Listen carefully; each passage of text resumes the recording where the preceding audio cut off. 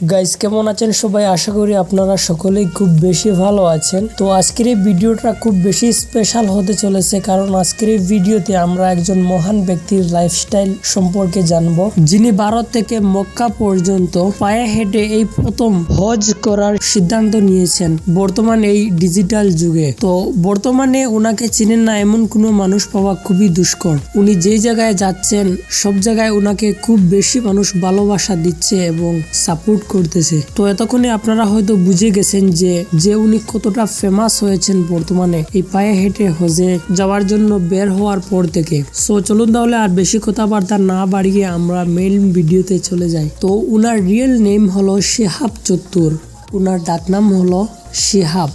তো উনার বাড়ি হলো ভারতের কেরালা রাজ্যের মুল্লাপুরম জেলায়। তো তিনি 2022 সালের জুলাই মাসে হজের জন্য পায়ে হেঁটে বাড়ি থেকে বেরিয়েছেন এবং বর্তমানে ওনার কারেন্ট লোকেশন হলো পাকিস্তানের কাছাকাছি। উনি কিছু সময় বা কিছু দিনের ভিতরে তিনি পাকিস্তানে প্রবেশ করবেন এবং অনেকে ধারণা করতেছেন উনি 2023 সালে গিয়ে হজে শরিক হবেন।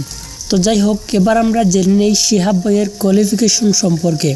তো উনি লেখাপড়া করেছেন গ্রাজুয়েট পর্যন্ত, আর ওনার বর্তমান বয়স হলো 29 বছর।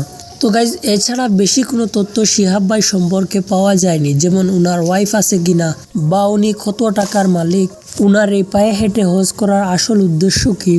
তো এইসব তথ্য আসলে পাওয়া যায়নি, সেজন্য আমি আপনাদেরকে দিতে পারলাম না। এর জন্য আমি খুবই দুঃখিত।